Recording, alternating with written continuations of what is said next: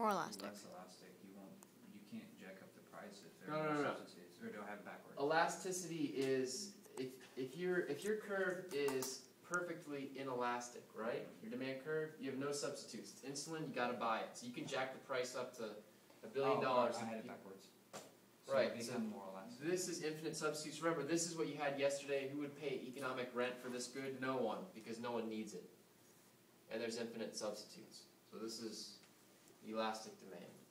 Okay, so if you have more substitutes, what's going to happen to your curve? You said it, more elastic, right? Okay, so firms are going to move in, and what's going to happen is your demand curve shifts to the left, and it becomes more elastic, more horizontal, okay? And when it shifts to the left, it's going to become tangent. This is demand 2, tangent to the ATC curve. So it no longer crosses 2 points in the curve, it now reaches a point of tangency. Okay, so that's the long run over here. This is the long run. So marginal revenue does the same thing. It decreases. And then look, the intersection of marginal cost and marginal revenue produces a new point, which is normal profit. Okay. Notice that this is only a tangency point. Also notice that because there's still, even though it became more elastic, is there infinite perfect substitutes like apples? Or no infinite perfect substitutes? Because you have genes. So there's no perfect substitute still, even though there's more elasticity, and therefore the demand curve is not perfectly elastic, and there's still this distance between minimum ATC and the point of tangency. And what's that distance again?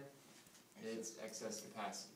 Okay, the opposite happens when you have a loss. So if you have a loss in monopolistic competition, first of all, if you have profit in monopoly, it's the same graph, and the profit, that's just profit max. Okay, if you have a loss, loss just stays. If you're at normal profit with monopoly, it just stays.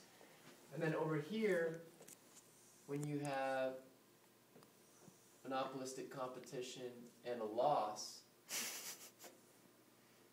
Wake up, Connor, wake up. Okay, so this is your ATC, this is your price, this is your output.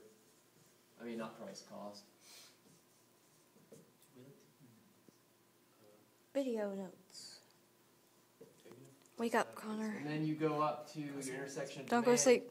Don't go sleep. Up to cost. You'll see that you have a loss box, right? Yeah. Okay, if you have a loss box, in the long run, firms are going to exit. So does that mean more substitutes or less substitutes? Less substitutes.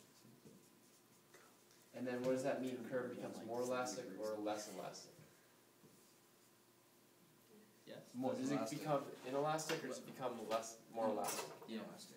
Inelastic. Okay, so more inelastic, which means more vertical. So it's going to shift to the right, and then when you shift it to the right, you'll see it becomes more vertical. Okay, and the marginal revenue curve also shifts to the right, and then where you find the intersection, that's a bad drawing because it actually would have shifted to the right. Then you're now at a point of tangency. But again, there's still excess capacity. But you have normal profit. Is that positive accounting profit? Yes. Okay, because you're not subtracting out your what? Opportunity cost? So everybody with this? If you get the question, is there positive profit on this line? Positive accounting profit, what's your answer? Yes. Because you're not subtracting out an accounting profit, you're not subtracting out opportunity cost. Oh, opportunity cost is that implicit cost? Yes, that's implicit cost. Okay, keep that in mind. Okay. Does everybody get this? Less substitutes, more inelastic. So MR only shifts when you have a profit and then firms move in. No. Right? Because you didn't shift MR. No, I did. That's what I'm saying. Is MR shifts with demand, but but always is demand above or below MR? It's always above. No. Oh, demand's above, yeah, and MR is always below. And why is that? If someone asks you why is MR below demand, okay, write this down. MR is always below demand because whether you're in monopolistic competition or whether you're in monopoly or oligopoly, you're a price maker. You're not a price taker. Price takers is perfect competition. Okay, so if you're a price maker, that means the price is always going to be higher than your marginal revenue. Why? Because there's not enough people making the good, and the good can be differentiated. Everybody get that? Is it because you make the price? It's because there's not infinite amount of firms with perfectly substitutable products. That's why the MR is below demand. But if you're an apple farmer and anybody can make apples, right, then demand's going to be perfectly horizontal. You're a price taker.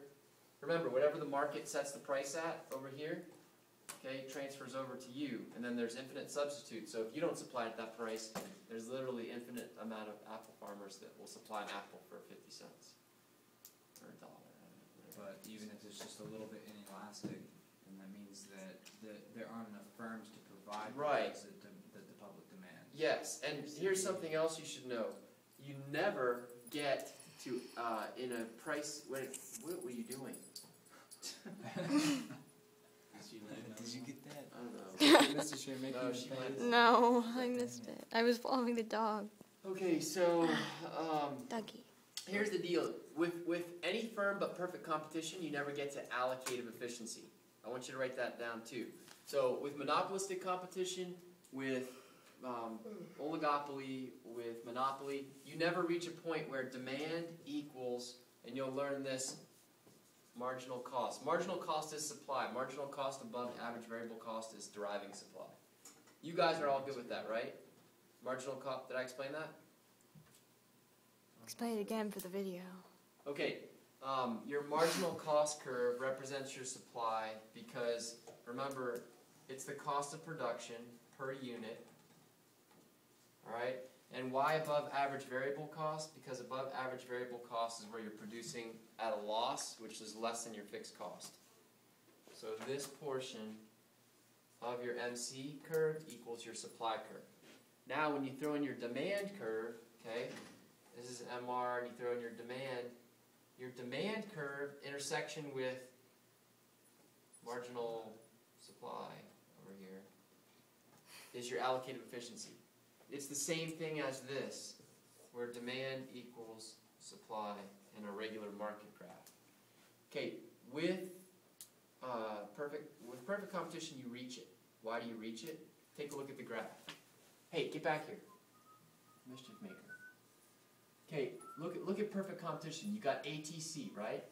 Then you have demand at minimum ATC.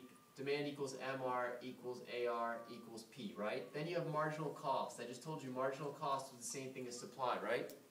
Okay, so equilibrium, do you have an intersection of demand and supply at normal profit? So you reach what? This is allocative efficiency. I didn't spell that right. Allocative efficiency, which is the same thing as minimum ATC. Do you ever reach minimum ATC in equilibrium in the monopolistic competition or the monopoly graph? No. Okay, so realize it's because they are price makers and because marginal revenue is below demand that you never reach demand equals supply. And always remember, supply is marginal cost. Demand is price. And in monopolistic competition, you do get to a equilibrium, but the equilibrium, although at normal profit, is what? Tangent, but never at minimum ATC, so there's excess capacity. Yes? Yes. So if Excess in a firm capacity. You never go to allocative efficiency Yeah. because you are a price maker.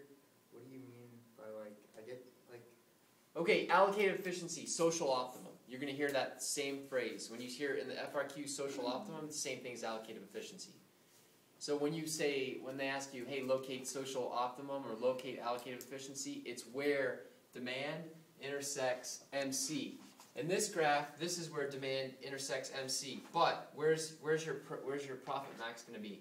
You're going to find MR, go up to D, and down to cost. So you'll see your quantity at profit max is here, right? But your quantity that you would be producing if your allocative efficiency is right here, right? Does that make sense? So you never reach it in a monopoly. And why? Because MR is below demand. That's why. And this is the overly broad generalization explanation. It is, since you are a price maker and not a price taker, that causes the demand to be above marginal revenue and causes you never to reach social optimum. so if you're So a we're price always maker- worthless? Think of it this way. Think of it this way. Hold on. Before you ask your question. If there's not enough people to make a firm, or not infinite amount of people to make perfectly substitutable products, right? then you're never gonna make as much as the public demands.